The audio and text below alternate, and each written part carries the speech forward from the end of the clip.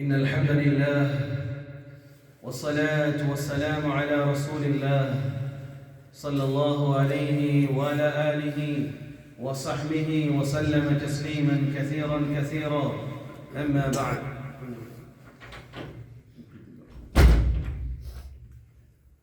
فأعوذ بالله من الشيطان الرجيم بفضل بسم الله الرحمن الرحيم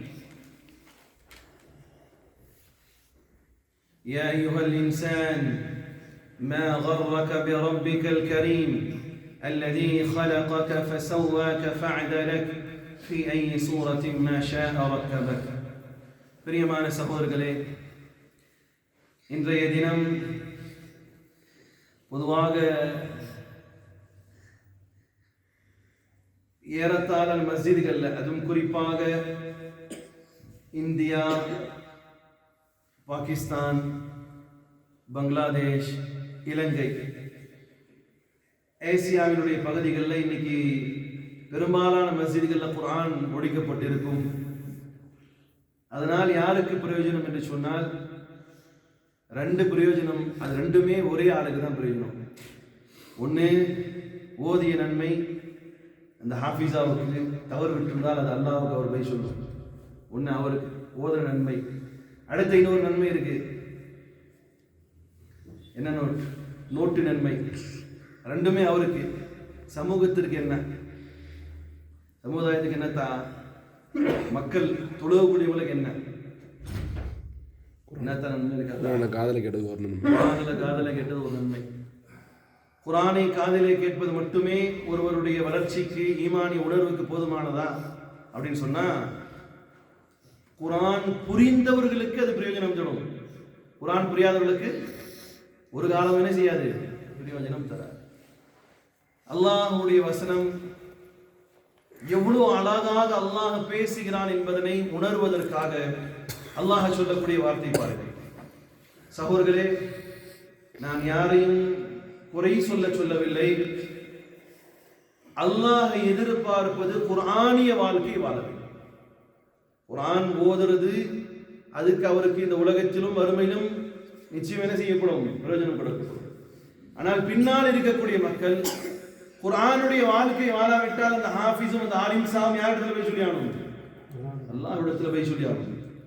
ஆனால் நம்மை பொறுத்த மட்டிலும் பொதுவானவர்கள், பொதுமக்களுடைய நிலைகள் என்னன்னு சொன்னா, அல்லாஹ் குர்ஆன் என்னுடைய வாழ்க்கை வாழும்படி சொல்கிறார். குர்ஆனை படிக்கும் பொழுதுதான், அதை தமிழாக்கத்தில் படிக்கும் பொழுதுதான், அதனை உணர்ந்து படிக்கும் பொழுதுதான் அல்லாஹ் எவ்வளவு அழகாக பேசுகிறான் என்பது தெரியும். ஏன் சவுதியில் இருக்கக்கூடிய ஆலிம்கள் தொழுகை வைக்கும் பொழுது அழுகிறார் என்று சொன்னால், குர்ஆனுடைய உள் அர்த்தத்தை, அதில் இருக்கக்கூடிய ஆழமான கருத்துக்களை அவர்கள் புரியும் பொழுது அவர்களால் என்ன செய்ய முடியல, கட்டுப்படுத்த முடியாமல் அழுகை வருகிறது. சகோதரர்களே, அல்லாஹ் கூறுகிறான் பாருங்கள், யா அய்யுஹல் இன்சான், ஓ என்னுடைய அடியார்களே. யா அய்யுஹல் இன்சான், இன்சான் யாரு, மனிதர்களே. மா கர்ரக பிரப்பிகல் கரீம், என்னை நினைப்பதை விட்டும் உங்களை தூரமாக்கியது எதுன்னு கேட்கிறோம். அப்போ குர்ஆன் கேட்கிறோம், ஆனால் குர்ஆனுடைய வாழ்க்கை வாழாவிட்டால் பிரயோஜனம் கிடையாது. குர்ஆன் ஓதியிருக்கிறோம், ஆனால் அதன் பிரகாரம் வாழவில்லை, பிரயோஜனம் இல்லை. அது குர்ஆனை கற்றவர்களுக்கும் பிரயோஜனம் இல்லை, குர்ஆனை கற்காதவர்களுக்கும் பிரயோஜனம். அல்லாஹ் கேட்கிறான், சரி குர்ஆன் ஏன்பா கேட்க வைக்கணும், சாஸ்திரமாக்கிட்டோம். இல்லாட்டி நம்ம இன்னும் என்னது அதிகமாக காசு கொடுக்கணும், நாங்கள் இந்த ஹாஃபிஸாக்களை கொண்டு வந்தோம், அவரை இப்படி ஓத வச்சோம், இப்படிங்கிற மாதிரி என்ன செய்யுது இன்னைக்கு மொஹல்லாக்குள்ளார மோட்டிவேஷன். ஆனால் அல்லாஹ் எதிர்பார்ப்பது எதுவா, ஒரு கால் ஒரு ஹாஃபிஸ் பணம் பேசுகிறார், நான் வந்து தொழுக வைக்கணும்னா இத்தனை 1000 ரூபாய் பணத்தை கொடுக்கணும், ஒருத்தர் பேரம் பேசுறாருன்னா ஹராம் ஹராம் ஹராம். அல்லாஹ் சொன்னா, வலா தஷ்தரு பிஆயாத்தினா ஸமனன் கலீலா, நீங்களுடைய வசனங்களை அற்ப விலைகளுக்கு விற்று விடாதீர்கள். மக்கள் விரும்பி கோடி ரூபாய் கொடுக்கட்டும். ஏற்கனவே சொன்னேன், என்னுடைய நண்பர் கனடாவில் இருக்கிறார். சென்ற ஆண்டா இந்த ஆண்டா சொன்னாரு, கியாமுல் லைல் தொழுக வச்ச ஹாஃபிஸாவுக்கு ஒரு சின்ன பிரைஸ் கிஃப்ட் பண்ணுவோம். என்னங்க பண்ணீங்க? கார் வாங்கி கொடுத்தோம். அது மக்கள் விரும்பி குர்ஆனின் மீது, அவரும் இல்ல ஹாஃபிஸா இல்ல, குர்ஆனின் மீது உள்ள பிரியத்தின் அடிப்படையில் கார் அல்ல ஃப்ளைட் வாங்கி கொடுத்தாலும் ஈடாகாது. அது வேறு. இப்போ ஏன் குர்ஆன் கேட்கணும் அப்படின்னா, கேட்பது மட்டுமே ஒரு மனிதனுடைய வாழ்க்கைக்கு பிரயோஜனம் தராது. குர்ஆனினுடைய வாழ்க்கை வாழணும், அதற்கு தான். அப்ப அல்லாஹ் கேட்கிறான், இப்ப குர்ஆனுடைய வாழ்க்கை வாழாமல் இருக்கிறீங்களே, குர்ஆனுடைய வாழ்க்கை வாழாமல் இருப்பதற்கு உங்களுக்கு என்ன, எது தடுக்குதுன்னு கேட்கிறான். ஒரு முஸ்லிம் எதை ஃபாலோ பண்ணுதான்? குர்ஆனை மட்டும் தான், நபியை மட்டும் தான். வேற யாரையும் ஃபாலோ பண்றதுக்கு அதிகாரம் கிடையாது. ஒரு இமாமா இருக்கிறேன், இப்ப நான் உங்களுக்கு ஒரு செய்தி சொல்ல, கேட்க வேண்டிய அவசியம் கிடையாது. குர்ஆனிலிருந்து சொன்னால் கேட்கணும். குர்ஆன் அல்லாத எவைகளை சொன்னாலும் யாரும் கேட்க வேண்டிய அவசியம் கிடையாது. அல்லாஹ் கேட்கிறான் பாருங்க, யா அய்யுஹல் இன்சான் மா கர்ரக பிரப்பிகல் கரீம். இரக்கமுள்ள இறைவனை விட்டும் உன் சிந்தனையை தூரமாக்கியது எதுன்னு கேட்கிறான். இப்ப எவ்வளவு பாசமா, ஏத்தா என் பேச்சு நீ கேட்கவே மாட்டியாத்தா? யார் கேட்பா? நான் சொல்றது உனக்கு புரியலையா கண்டு? என் பேச்சு கேளுப்பா. யார் பேசுவா? யார் பேசுவா? அத்தா வந்து மகனை பார்த்து கேட்பார். அத்தாவை விட பிரியமான நல்லா இப்படி கேட்கிறாக்கா. நீங்க அதை அப்படியே ஆழமா புரிஞ்சீங்கன்னா, ஓ மனிதனே, மா கர்ரக பிரப்பிகல் கரீம், கிருபையாளனாக இருக்கக்கூடிய என் பேச்சை விட்டுட்டு வேற எங்கேயோ போறியப்பா. அல்லதி خلقك فسواك, எப்பா நான் தானப்பா உன்னை படைச்சேன்னு கேட்கணும். பத்தா கேட்பா இல்லையா, நான் தானே கல்யாணம் பண்ணி வச்சேன், நான் தானே உனக்கு சொத்து வாங்கி கொடுத்தேன், நான் தானே உனக்கு சின்ன வயசுல இருக்கும்போது ஹாஸ்பிட்டல் கூப்பிட்டு போனேன், நான் தானே உனக்கு எல்லாம் பார்த்தேன். இது அத்தா செய்த உபகாரத்தை கேட்கிறான், சொல்றான் மகன்கிட்ட. அல்லாஹ் சொல்றான், அல்லதி خلقك فسواك فعدلك, நான் தானே உன்னை என் கையால படைச்சேன், நான் தானே உன்னை எல்லாம் செஞ்சேன். في أي سورة ما شاء ركبك, நான் விரும்பிய ஃபேஸ் உனக்கு நான் கொடுத்தேன் இல்லையான்னு கேட்கிறான். அதான் யாருடைய ஃபேஸையும் யாரும் என்ன செய்யக்கூடாது, கேலி செய்யக்கூடாது. நபி ஸல்லல்லாஹு அலைஹி வஸல்லம் ஆயிஷா சித்திகா ரலியல்லாஹு அன்ஹா அவங்க வந்து அநேகமாக இன்னைக்கு சஃபியா ரலியல்லாஹு அன்ஹா நினைக்கிறேன், அவங்க கொஞ்சம் மனைவிமார்களே கொஞ்சம் குட்டையா இருப்பாங்க. நீ சர்வசாதாரண நானே சில நேரங்கள் என்ன செய்யறேன், பிரியத்தின் அடிப்படையில் குண்டா அப்படின்னு கூப்பிட்டுறேன். தப்பா இல்லையா? தப்பு. பிரியத்தின் அடிப்படையில் குண்டாலும் தவறுதான்.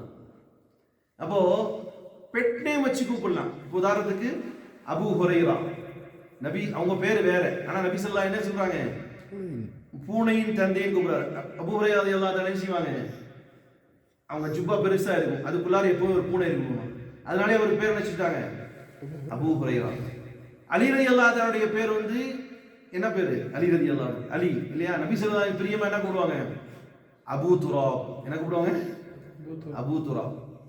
இது வந்து பெட் நேம் பிரியத்தின் அடிப்படையில் வைக்கிறது வேற. இப்போ சரி, மெயின் பாயிண்ட் பாருங்க. ஆயிஷா சித்திகா ரலியல்லாஹு அன்ஹா தன்னுடைய சக நபியுடைய மனைவிமார்கள் ஒருத்தவங்க என்ன சொல்லிட்டாங்க, கொஞ்சம் குட்டையா இருப்பாங்க, குட்டைச்சின்னு சொல்லிட்டாங்க. என்ன சொல்லிட்டாங்க? பெரிய குற்றமா தான், நம்ம பார்வையில் அது ஒரு பெரிய குற்றமே இல்லை.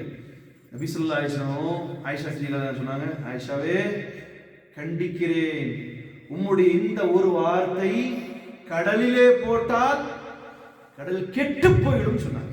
எவ்வளவு பெரிய ஆரம்பம். அப்ப எனக்கு கொடுக்கப்பட்ட ஃபேஸ், என் ரப்பு என்னை இப்படி பார்க்க விரும்புகிறார். இவருக்கு கொடுக்கப்பட்ட ஃபேஸ், இவரை அல்லாஹ் இப்படி பார்க்க விரும்புகிறான். யார் நிறங்கள் இன்னைக்கு முட்டாப்ப விளம்பரத்துல என்ன சொல்றான், ஃபேர் அண்ட் லவ்லியே தடவுங்க, கொண்டு போய் குர்ஆன் நாயே எங்க கொண்டு போய் கொடு, நீக்ரோயின்ஸ் வாழக்கூடிய இடத்துல கொண்டு போய் கூட அவங்க எல்லாம் சிவப்பாக்கு கொடுக்க முடியலையே, ஆக்க முடியலையே. யாரை ஏமாற்று வேலை. இறைவன் படைத்தது அழகுங்க. அழகு காஸ்மெட்டிக்ஸ்ல வரதில்லை, அழகு நூறுல வருது. ஹஜ்ஜில போய் பார்க்கும்போது பலவிதமான நாடுகள்ல இருந்து வரக்கூடிய மக்கள், அவர்களுடைய ஃபேஸ்கள் பார்க்கும்போது அந்த நூறு இறங்கும் பொழுது கருப்பெண்ண சிவப்பெண்ண அல்லாஹ்வுடைய நூறு இறங்கிச்சுன்னா சில பேரை பார்த்தாலே முத்தம் கொடுக்கணும் தோணும். அப்ப அல்லாஹ் சொல்றான், என்ன சொல்றான்? في أي سورة ما شاء ركبك. நான் விரும்பிய ஃபேஸ் தான் உனக்கு கொடுத்தேன். கல்லா பல் துகذبون بالدين. மறுமையை மறந்து வாழ்றியப்பா. நீ மௌத்தாயனா எங்கிட்ட தானே வரணும். இந்த உலகம் நிரந்தரமற்றது தெரியாதா? உனக்கு நான் வசனத்தின் மூலமாக மறுமையை நினைவுபடுத்துறேனே, இதெல்லாம் நீ நினைச்சு பார்க்க வேண்டாமா? நீ மௌத்தான யார்கிட்ட வர போற? எங்கிட்ட தானே வர போற. ஃபுல் அதிகாரம் யார்கிட்ட இருக்கும்? மௌத்தானதுக்கு அப்புறம் யார்கிட்ட தான் இருக்கும்? அல்லாஹ்ட்ட தானே இருக்கும். எங்கிட்ட தானே நீ வரப்போற. உன்னை அதான் இறைநேசர்கள் எப்படி இருப்பாங்க சொன்னா, அவர்களை அல்லாஹ்வை சந்திக்க ஆசை, ஆனா மரணம் தான் அவருக்கு தடை இல்லையா? என்ன ஊர் உலகம் சுத்தினாலும் எங்க போனா திருப்தியா இருக்கும்? சொந்த வீட்டுக்கு போனா தான். ஏன்? புள்ள குட்டி அவங்கள பார்த்தா ஒரு மனசு திருப்திக்கும். அப்ப நிம்மதி எங்க இருக்கு? சொந்த வீட்டுல. சரி, மனைவி மக்கள் அவர்களை காணும் போதே இவ்வளோ ருசி இருந்தா, எவன் மனைவி மக்களை உலகத்தை அண்ட சராசரியத்தை படைத்தானோ அவனை பார்த்து எவ்வளவு சந்தோஷம் இருக்கும். நினைச்சு பாருங்க, சொர்க்கத்துல எல்லாம் கிடைக்கப்படும். சொர்க்கத்துல எல்லாமே கிடைக்கும். அப்பவும் அந்த சொர்க்கவாதிகள்ல மக்கள் என்ன செய்வாங்க? அன்ரிலாக்ஸா இருப்பாங்க. எல்லாம் கிடைச்சிருச்சு, ஏன்னா இன்னும் அப்படின்னு. இப்ப அல்லாஹ் ஒரு நேரம் வரும்போது அந்த சொர்க்கவாதிகள் எல்லாத்தையும் கூப்பிட்டு உட்கார வச்சு, இதோ என்னை பாருங்கள் சொல்லுவாங்க. மூசா நபி அலைஹிஸ்ஸலாம், மோசஸ் பார்த்தார் அல்லாஹ்வை? பார்க்கல. அவனுடைய ஒரு ஜுவாலை, ஒரு ஒளி அவர் நின்றிருக்கக்கூடிய இடத்திற்கு பக்கத்தில் இருக்கக்கூடிய மரத்துல பட்டது. பல ஆயிரம் லட்சம் திரைகளுக்கு அப்பால் பட்டு அல்லாஹ்வுடைய ஒரே ஒரு ஜொலி, ஒரு ஒளி எங்க பட்டுச்சு? ஒரு மரத்தின் மேல் பட்டுச்சு. மோசஸ் ஆசைப்பட்டார், யா அல்லாஹ் என்ன வேணா உன்னை பார்க்கணும்.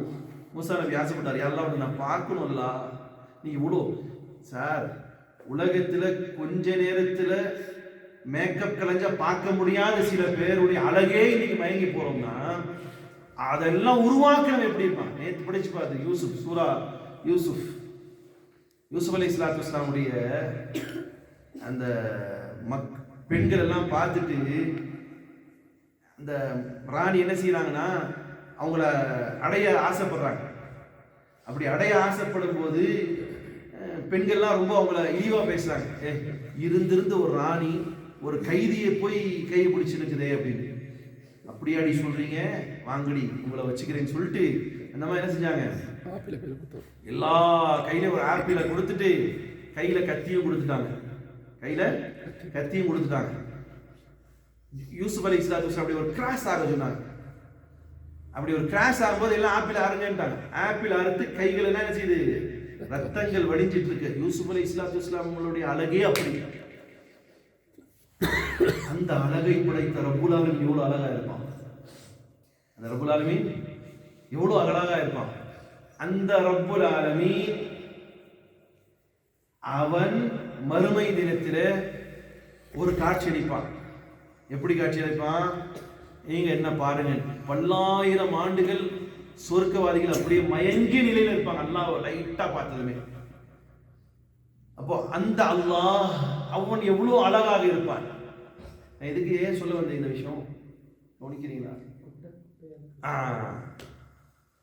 இப்போ நான் எப்படி அழகாக இருக்கணும் என்பதனை தீர்மானித்தது யார்? நீங்கள் எப்படி அழகாக இருக்கணும் என்று தீர்மானித்தது யார்? அந்த அல்லாஹ் எவ்வளவு அழகாக இருப்பார் இல்லையா? மனிதர்கள் சில பேரை பார்க்கும் போதே அவ்வளவு அழகு தோணுது. இல்லை, இது வேற ஏதோ ஒரு விஷயம் சொல்ல வந்து நினைக்கிறேன். அதானா அல்லாஹ் படிச்சிருக்கேன். உங்க முகத்தை நான் அல்லாஹ் காமிச்சேன். அல்லதி خلقك فسواك فعدل في اي سوره ما شاء ركب. அல்லாஹ் விரும்பியது போன்று என்னையும் உங்களையும் படைச்சிருக்கான். இது யாரையும் என்ன செய்ய வேண்டியதில்லை. மூக்கே முட்டைக்கண்ணே அதெல்லாம் சொல்ல வேண்டிய அவசியம் இல்லை. அந்த அல்லாஹ் சொல்கிறான், மனிதர்களே நானே என் கரத்தால் படைச்சிருக்கிறேன், எனக்கு என்ன அழகுண்டு. இப்போ ஒன்றும் இல்லை, ஒரு உதாரணம் சொல்லலாம். பொம்பளை பிள்ளை இருக்கும், திடீர்னு ஆம்பளை ட்ரெஸ் போட்டு பார்ப்பாங்க, என்னது ரசிக்கிறாரு. அல்லது பையனா இருப்பாரு, திடீர்னு என்ன செய்யறது, ஒரு சேலையிலே கட்டி பார்க்குறாங்க கொஞ்ச நேரத்துக்கு, அது என்ன செய்யறாங்க, ரசிக்கிறாங்க. இது மனிதனுக்கே இந்த ரசனை இருந்துச்சுன்னா அல்லாவுக்கும் ஒரு ரசனை இருக்கு. இப்படியெல்லாம் படைத்து என் அடியானை பார்க்கணும், ஏன்னா அவன் தான் படைச்சான். அல்லாஹ் சொல்கிறான், கல்லா பல் துகذிபூன பித்தீன், மறுமை நாள்ல ஒண்ணு இருக்குங்கிறத நீங்க மறந்துட்டு வாழ்றீங்களே, எங்கிட்ட தானே வரப்போறீங்க. யாரு இருக்க, யாருடைய கண்ட்ரோல்ல மௌத்தானது கூட இருப்பாங்க, எங்கிட்ட தானே வரப்போறீங்க அப்படின்ட்டு அல்லாஹ் சொல்லிட்டு, வ இன்ன அலைக்கும் லஹாஃபிதீன், மறுமைங்கிறது எங்கேயோ இருக்கு, எப்போ உலகாளியும், எப்போ கபர்லேருந்து எடுப்பான், எப்போ கேள்வி கேட்பான், அப்போ பார்ப்போம்யா. இப்போ பாரு, சில பேர் டைலாக் அடிப்பான்ல, நேற்று என்பது அது ஏதோ கடந்து போச்சு, வருங்கிறதெல்லாம் வேண்டாம், இப்போ இருக்கிறதெல்லாம் செய்யுங்க, என்ஜாய் பண்ணுங்க. இல்லை, மறுமைக்காக படைக்கப்பட்டவர்கள் தான் நாம், இல்லையா? சொல்லிட்டு அல்லாஹ் சொல்கிறான், மனிதனே மறுமையை பொய்ப்பிக்காதப்பா, என்கிட்ட தான் நீ வரப்போற. சரி, இன்னும் கொஞ்சம் எக்ஸ்ட்ரா எக்ஸ்பிளைன் பண்றான் அல்லாஹ், எப்படி தெரியுமா? வ இன்ன அலைக்கும் லஹாஃபிதீன், வ இன்ன அலைக்கும் லஹாஃபிதீன்.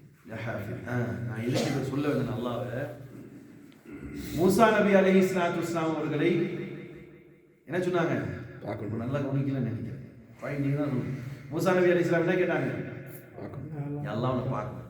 மனிதர்கள்ல இருக்கக்கூடிய உங்களுடைய அழகே ரசிக்கிற மாதிரி இருக்கு, அல்லாஹ் நான் உன்னை பார்க்கணும் ஆசைப்பட்டான். இன்ஷா நம்மளும் பார்ப்போம், வேண்டாம்? அல்லாஹ் கபூல் செய்யணும். குடும்ப குட்டியோடு அல்லாஹ்வை பார்க்கணும், ரசிக்கிறோம். அல்லாஹ்வுடைய ஜலாலியத் நமக்குள்ளார இறங்கணும், அல்லாஹ்வுடைய நூர் நம்மளால இறங்கணும். கருப்போ சிவப்போ அது வேண்டாம், இபாதத் செய்யும் போது அல்லாஹ் கொடுக்கக்கூடிய நூறு கிடைக்கும். அல்லாஹ் ஆமீன். இப்போ மூசா அலைஹிஸ்ஸலாம் கேட்குறாங்க, யா அல்லாஹ் நான் பார்க்கணும் ஆசையா இருக்கு. மூசா நபி அலைஹிஸ்ஸலாம் நல்லா சொன்னா பார்க்க முடியாது, உங்களுடைய உலகத்திலே கொடுக்கப்பட்ட கண்களால் என்ன செய்ய முடியாது, பார்க்கணும். இல்ல அல்லாஹ் நான் உன்னை பார்க்கணும் ஆசையா இருக்கு அல்லாஹ். அப்படியா, இதோ ஒரு மரத்தை பாருங்கள். பல ஆயிரம் திரைகளுக்கு அப்பால் பட்டு அல்லாஹ்வுடைய ஒரே ஒரு சின்ன ஒரு ஜுவாலை அல்லாஹ் காட்டுறான். என்னாச்சு, மரம் எரிகிறது. மூசா அலைஹிஸ்ஸலாம் அவர்கள் மயக்கம் போட்டு கீழே விழுகிறாங்க. அல்லாஹ்வுடைய ஒரே ஒரு ஜுவாலை பட்டது, என்னாச்சு, அந்த மலை எரித்து வெடித்தது. அந்த மலையினுடைய துண்டுகளை தான் இன்னைக்கு நூற்றுக்கணக்கான ரூபாய் காசுகளை கொடுத்து வாங்கி தேய்த்து கண்ணுக்கு சுருமாவாக போடுறோம். சுருமா போட்டா எவ்வளவு அழகு, அழகா இல்லையா? கரெக்டா முறையா போட்டா அழகு. சுருமா போறனால கண்ணுக்கும் புரியும். சரி, அது பாயிண்ட் வேண்டாம். இப்ப நான் சொல்ல வந்த விஷயம் அல்லாஹ்வை பார்க்க வேண்டும் என்பது மூசா நபியுடைய ஆசை. அப்ப அல்லாஹ் சொல்கிறான், நான் என்ன அழகுங்கிறத நான் தீர்மானிச்சு நான் படைச்சிருக்கிறேன். ஒவ்வொருத்தரையும் அல்லாஹ் என்ன செய்யறான், ரசிக்கிறான். ஒவ்வொருத்தரின் மீதும் அல்லாஹ் உபகாரம் செய்கிறான். ஒவ்வொருத்தரையும் அல்லாஹ் பிரியப்படுகிறான். எந்த அளவுக்குன்னு சொன்னா, அல்லாஹ்வுடைய எதிரியாக இருக்கக்கூடியவனையும் கூட என்ன செய்யறான் அல்லாஹ். நம்ம சில பேரை சொல்லுவோம், நல்லா இல்ல, கெட்டவன், அப்படி இல்லை இல்லை இல்லை. அல்லாஹ்வை பொறுத்த வரைக்கும் அவன் அல்லாஹ் சொல்றான், என் கரத்தால படைச்சு உன்னை நெருப்புல போடவா படைச்சுன்னு கேட்கிறான். என்ன சொல்றான், என் கையால படைச்சு நெருப்புல போடவா நான் படைச்சிருக்கணும். இல்லப்பா, அவனை சொர்க்கத்துல அனுப்புதான் பாக்குறேன். இதெல்லாம் எக்ஸ்பிளைன் பண்ணிட்டு அல்லாஹ் சொல்றான், எனக்கு உங்களுக்கு புரியுற மாதிரி, எப்பா நீ இப்படியே நினைச்சிட்டே இருக்காத, உங்களுடைய 2 மலக்குகளை வச்சிருக்கிறேன். வைன்ன அலைக்கும் லஹாஃபி, உங்க கூடவே என்ன செய்யறேன், பாதுகாப்புக்கு மலக்குகளை வச்சிருக்கிறேன். கிராமன் காத்திபீன், உங்களை கவனிக்கிறதுக்கு என்ன செஞ்சிருக்கேன், மலக்குகளை. அவங்களுடைய பேர் என்ன தெரியுமா, அதையும் சொல்லலாம், கிராமன் காத்திபீன். அவங்களுடைய பேர் என்னது, கிராமன் காத்திபீன். வலதுல இருக்கக்கூடியவங்க நல்லதை எழுதுவார்கள், இடத்துல இருக்கக்கூடியவங்க என்ன செய்வாங்க, செய்யக்கூடிய கெட்டதெல்லாம் எழுதுவாங்க. يَعْلَمُونَ مَا تَفْعَلُونَ, அவர்கள் நீங்கள் செய்பவற்றையெல்லாம் பார்த்து கொண்டே இருக்கிறார்கள். மக்களே, இன்னல் அப்ரார லஃபீ நஈம், நிச்சயமாக இந்த உலகத்தில் வாழக்கூடிய காலத்திலே அல்லாஹுக்கு கட்டுப்பட்டு அவருடைய தூதருடைய வழிகளை பின்பற்றி நல்ல அமல்களை செய்து ஹராமை விட்டும் தற்காத்துக் கொண்டு ஹலாலாக்கப்பட்ட எல்லா காரியம் செய்யக்கூடியவர்களுக்கு லஃபி நஈம், அல்லாஹ் உயர்தர சொர்க்கத்தை வைத்திருக்கிறார். வ இன்னல் ஃபுஜ்ஜார லஃபி ஜஹீம், அல்லாஹ் சொல்றான் பாவிகளுக்கு மிக கடினமான வேதனை தரக்கூடிய நரகம் இருக்குது என்று அல்லாஹ் சொல்கிறான். பிரியமான சகோதரர்களே, இந்த வசனத்தின் மூலமாக நாம் புரிந்து கொள்ள வேண்டிய விஷயம், அல்லாஹ் நம் மீது எவ்வளவு பிரியமாக இருந்தால் இவ்வளவு அழகாக பேசுகிறான். எப்பா நான் தான் உன்னை படைச்சேன், மறுமை நான் ஒன்று இருக்கு, உனக்கு மலக்குமார்ல கொடுத்திருக்கிறேன், நீ நல்லது செஞ்சிட்டு அப்படிங்கிறதெல்லாம் அல்லாஹ் அழகாக தெளிவுபடுத்தி நாம் பின்பற்றக்கூடியது எதை என்று சொன்னால் அல் குர்ஆனையும் அல்லாஹ்வுடைய தூதர் ஸல்லல்லாஹு அலைஹி வஸல்லம் பொன்மணிகளை மட்டுமே பின்பற்றினால் ஒழிய நேர்வழி பெற முடியாது. ஆக இன்றைய தினம் ஒரு கால் கதிருடைய நினைவாக இருக்கிறான். எதுவாக இருக்கலாம்? கதிருடைய. அல்லாஹ்வுடைய தூதர் ஸல்லல்லாஹு அலைஹி வஸல்லம் சொன்னாங்க, ஒற்றைப்படை இரவுகளிலே தேடிக்கொள்ளுங்கள். 1 21 3 7 9 5 இவைகள் இருக்கலாம். அல்லாஹ் இன்றைய தினம் கதிராவுடைய இரவாகவே ஆக்கட்டும் என்று துவா செய்ய. ஏன்னா நம்ம இன்னைக்கு அமல் செஞ்சிருக்கோம்.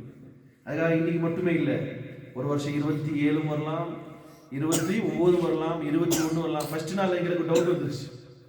ஏன்னா அன்னைக்கு லைட்டா சாரல் மழை பெஞ்சிச்சு. அதே மாதிரி தொடர்ச்சியா ஃபர்ஸ்ட் டே 20 அன்னைக்கு பெஞ்சு 21 ஹதீஸ்ல வருது. சஹாபாக்கள் கணக்கிட்டார்கள், அன்றைய தினம் என்ன செய்யும், லேசான மிருதுவான தூரர்கள் விழும் சொன்னாங்க. இப்போ ஃபர்ஸ்ட் நாளே எங்களுக்கெல்லாம் ஒரு டவுட், இன்னைக்கு கதிருடைய இரவு இருக்குமான்னு. அதனால ரசூலுல்லாஹி ஸல்லல்லாஹு அலைஹி வஸல்லம் அவர்கள் கதிருடைய இரவை ஒற்றைப்படை இரவுகளில் தேடிக்க சொன்னார்கள். அல்லாஹ்விடத்தில் துஆ செய்வோம், இன்றைய தினம் கதிருடைய தினமாக இருக்கட்டும், அல்லாஹ் நம்மை ஒப்புக்கொள்ளட்டும். அதே நேரம் இன்றைய தினம் நாம் ஒரு உறுதி எடுக்கணும், என்னுடைய வாழ்விலே எத்தனை காலம் இந்த உலகத்திலே வாழ்வேனோ என்னுடைய வாழ்க்கை குர்ஆனினுடைய அடிப்படையிலேயான வாழ்க்கையாக இதனுடைய அடிப்படையில் இருக்கணும். குர்ஆன் தான் என்னுடைய வாழ்க்கை, என்னுடைய ரஹ்பர், என்னுடைய பாதை காட்டி வழிகாட்டி குர்ஆன் மட்டுமே. நான் எதை யாரை ஃபாலோ செய்வேன்னு சொன்னா யாரை செய்வேன்? முஹம்மது ஸல்லல்லாஹு அலைஹி வஸல்லம் அவர்கள் மட்டும்தான், வேற யாரும் தேவையில்லை. அல்லாஹ்வுடைய தூதர் எது சொன்னார் அதை நான் ஃபாலோ செய்வேன். அல்லாஹ் குர்ஆனிலே சொன்னான், அதன்படி என்னுடைய வாழ்க்கை அமைத்துக் கொள்வேன் என்று உறுதி எடுத்தவர்களாக இன்றைய தினத்தை நாம் கடப்போமாக. அல்லாஹ் ரஹ்மான் நம்மை உண்மையான மூமின்களாகவும் குர்ஆனை முழுவதுமாக பின்பற்றக்கூடியவர்களாகவும், அல்லாஹ்வுடைய தூதரை வெறுமனே உதட்டளவிலும் அல்லது போராட்ட நேரத்தில் ஐ லவ் முஹம்மது என்று இல்லாமல் ஒவ்வொரு வினாடியும் ஒவ்வொரு அடியும் நபியை மட்டுமே பின்பற்றக்கூடிய மக்களாக அல்லாஹ் என்னையும் உங்களையும் நம் சந்ததிகளையும் அல்லாஹ் ஆக்கட்டுமாக. சுப்ஹானல்லாஹி வபிஹம்திஹி சுப்ஹானல்லாஹி வபிஹம்திஹி அஷ்ஹது அன் லா இலாஹா இல்லா அன்த அஸ்தக்ஃபிருக வ அத்தூபு இலைக்.